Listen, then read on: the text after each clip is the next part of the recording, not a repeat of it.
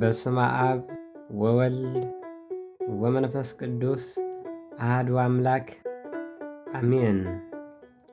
ቅድስት አስጥራኒቃ ነዛ ቅድስት አደ እዚኣ አቦኣ መምለኽ ጣዖት ነበረ። ንሳ ገና ምስጋና ይኹኖ አማኒት ክርስቶስ ነበረት።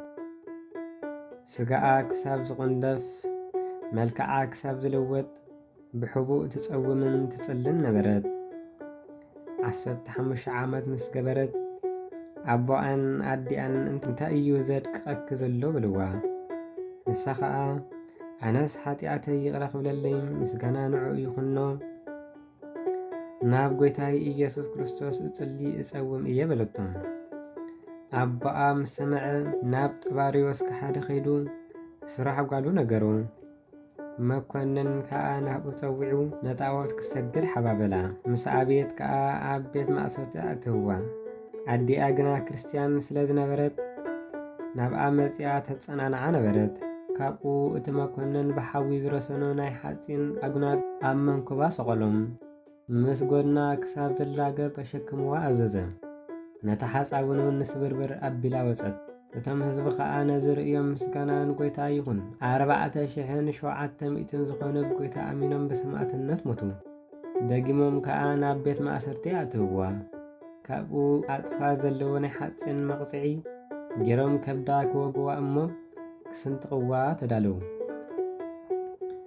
ከምኡ ምስ ገበሩ ከዓ እቲ መቕፅዒ ብሓይሊ እግዚኣብሔር ናብትን ናብትን ተበታተኸ። እቶም ህዝቢ ከዓ ነዚ ዘዳንቕ ተኣምራት ምስ ረኣዩ ብክርስቶስ ኣመኑ። ምስጋና ንዑ ይኹን። 985 ነፍሳት ሰማዕትነት ተቐበሉ። ካብኡ መርዛማት ኣትማን ናብ ዘለዎ ቦታ ደርቢዋ። ምስ ጸለየት ከዓ ከም ደሮና ተበታቲኖም ጠፍዎ። ከም ብሓድሽ 4 ሰብኡት ዝሽከምዎ ከቢድ እምኒ ኣምፂኦም ኣብ ክሳዳ ሰቐሉላ። ምስ ጸለየት ከዓ ኣብ 3 ተመቓቐለ። ብዙሓት ኣረማውያን ርእዮም ኣመኑ። ምእንቲ ስም ጐይታና ድማ ሰማዕትነት ተቐበሉ። መሊሶም ከዓ ነዛ ቅድስት ዓብዪ ድስቲ ሓፂን ጌሮም ኣብኡ ዓረር ምስ ዘይቲ ኣፍሊሖም ክዕወላ ቀረቡ። ነቲ ድስቲ ምስ ተንከፍዎ ኣብ ልዕሊኦም ተሰብረ።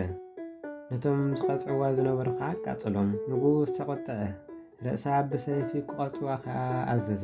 ኣብቲ ትስየፈሉ ቦታ ምስ በጽሐት ናብ እግዚኣብሔር ጸለየት እሞ ካብ ሰማይ ከምዚ ዝብል ቃል መጸ።